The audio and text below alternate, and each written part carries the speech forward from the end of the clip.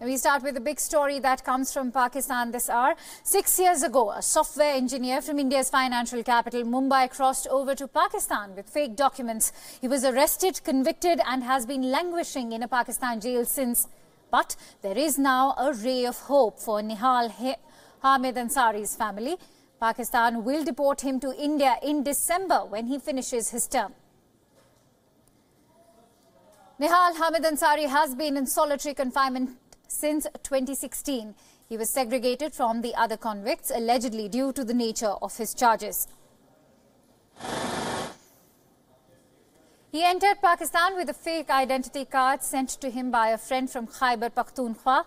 He was taken into custody by intelligence officials 2 days after he landed on Pakistani soil.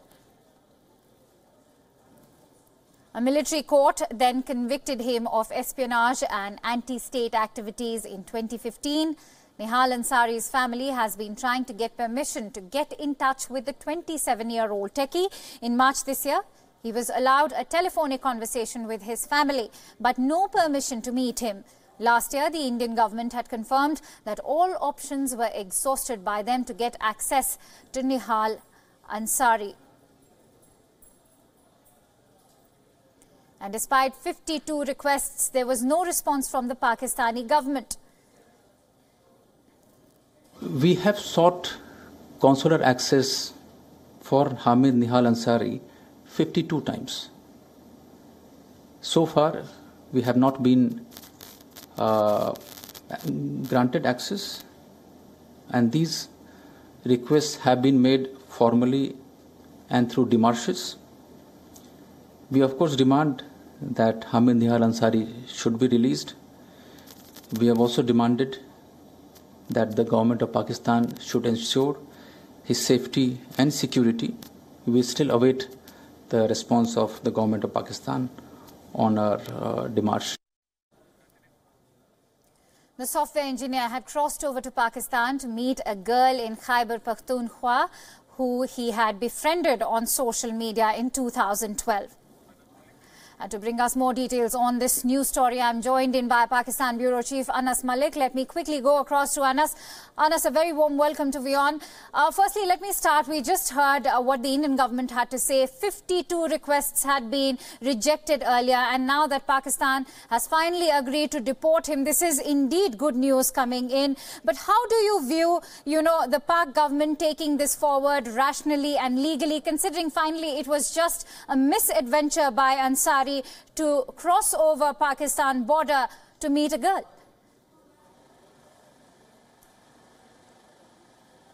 Absolutely, it's indeed a welcoming move that is coming in from the Pakistani authorities, and that 6 years after Hamid Nihal Ansari went missing, and 3 years, almost 3 years since he's been on record. And then the Pakistani agencies went on record and said this, yes, he's in the Pakistani custody.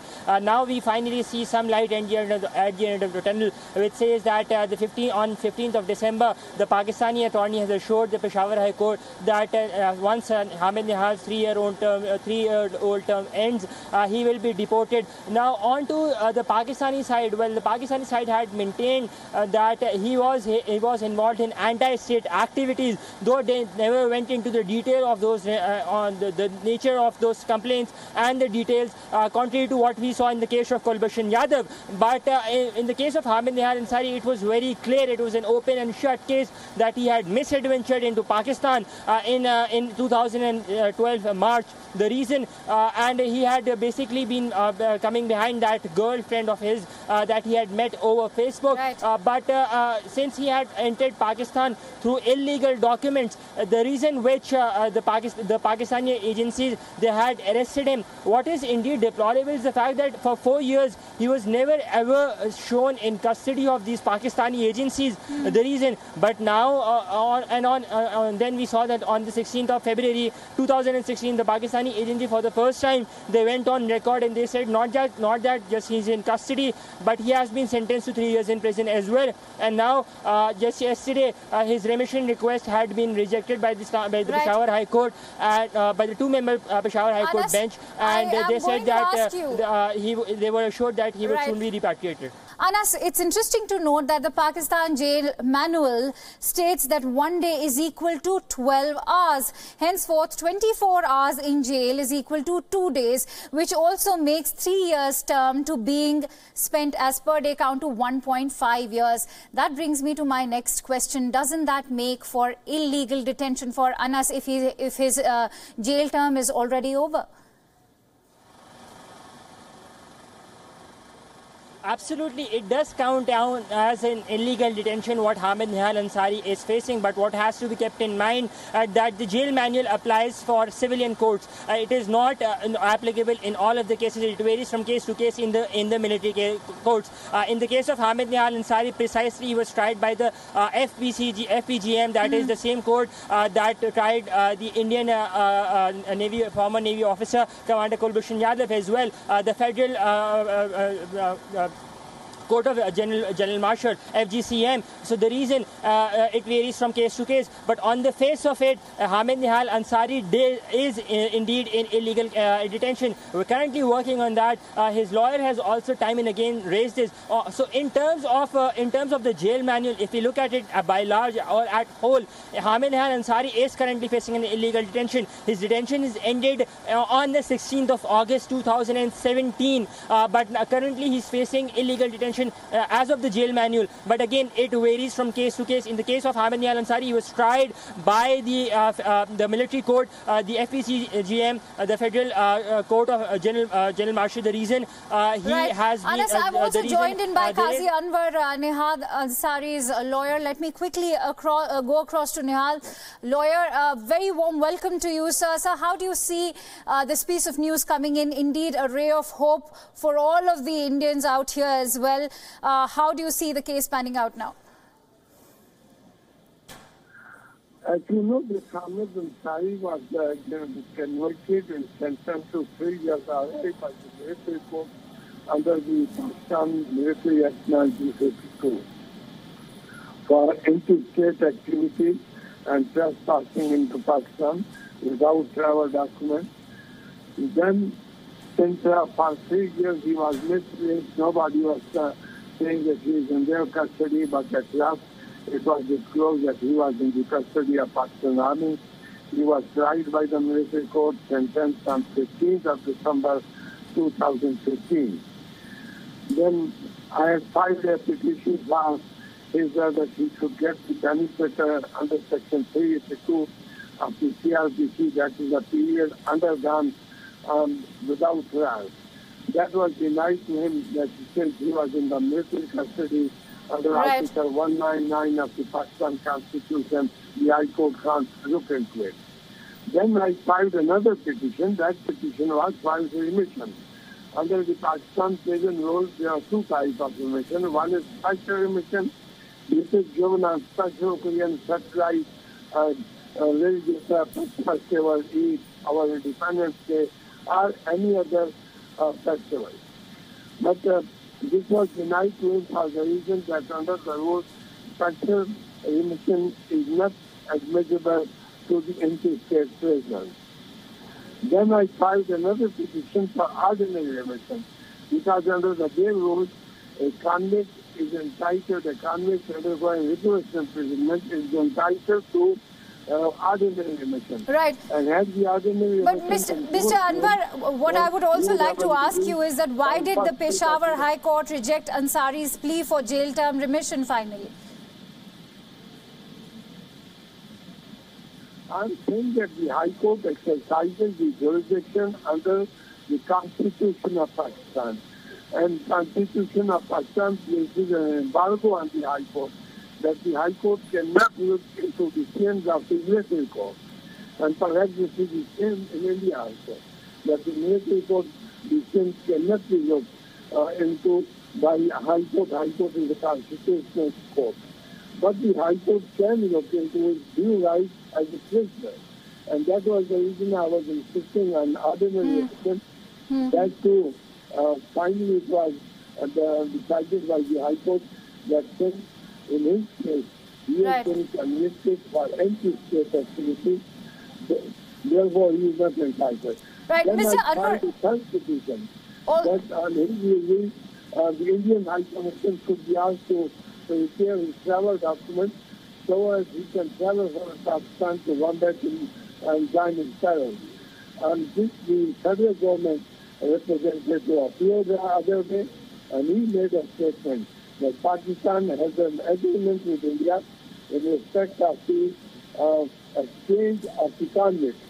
And they said that today he will complete his sentence, and next day we will hand him over at Baga border to the Indian authorities. Absolutely, Mr. Anwar, we know that this case has been prolonging for far too long now, and since he was sentenced on 16 February 2016. I would also like to ask you, interestingly enough, the Pakistan jail manual states that, a day is equal to 12 hours in, 1 day in the jail is equal to 12 hours, and 24 hours in jail is equal to 2 days. That makes 3 years term to being spent as per day count to 1.5 years. Do you think that Ansari's case is, don't you think it's clearly a case of illegal detention? Look here, I'm not going to comment. I mean, I'm doing this case on humanitarian grounds since last 2 years.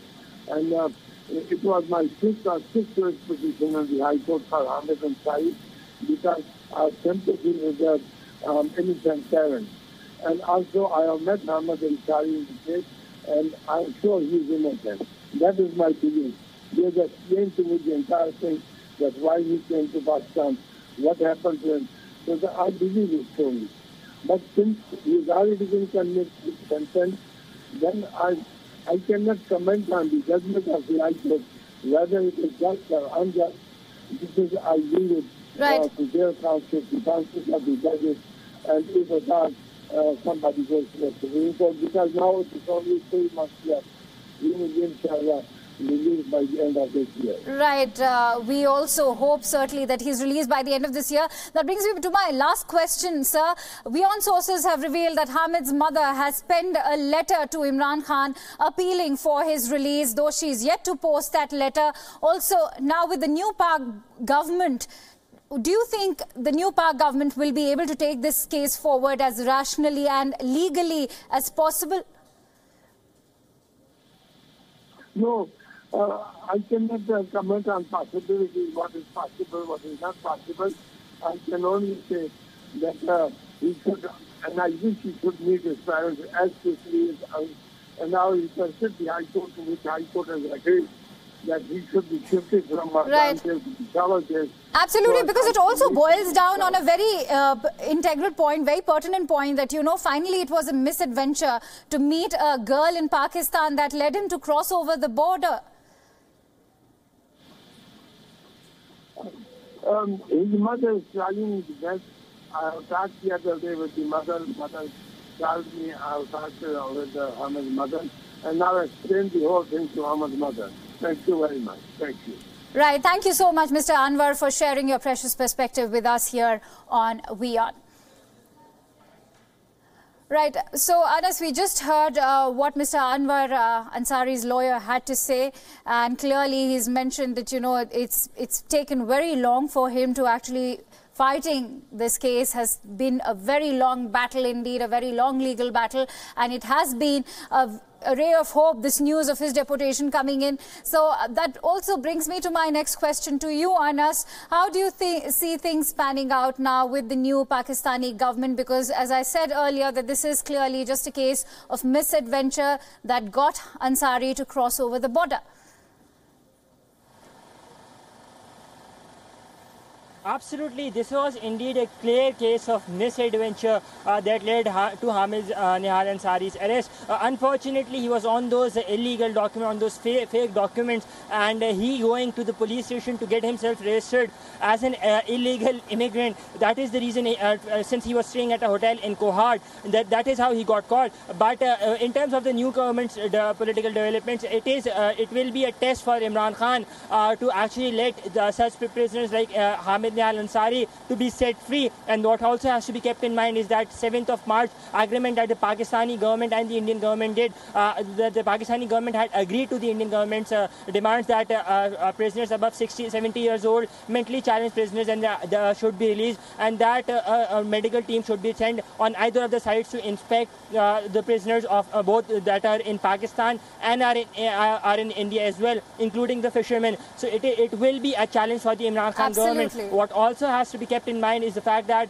the Imran Khan is the fact that the Indian High Commission's role here in Islamabad, they've sent more than 55 requests, note verbals to the Pakistani Ministry of Foreign Affairs for the grant of that consular access. Not just 52, 55, or our sources confirm that the Indian High Commission in Islamabad have sent more than 55 note verbals to the Pakistani Ministry of Foreign Affairs to grant access to Hamid Nihal Ansari. In addition, what we're also being told that a phone call was established, telephone contact was established between Hamid Nihal Ansari's mother and Hamid Nihal Ansari through the jail phone in March this year. So all of this is indeed a sign of hope, and let's see if and when the new government comes in, how would they be able to tackle such issues.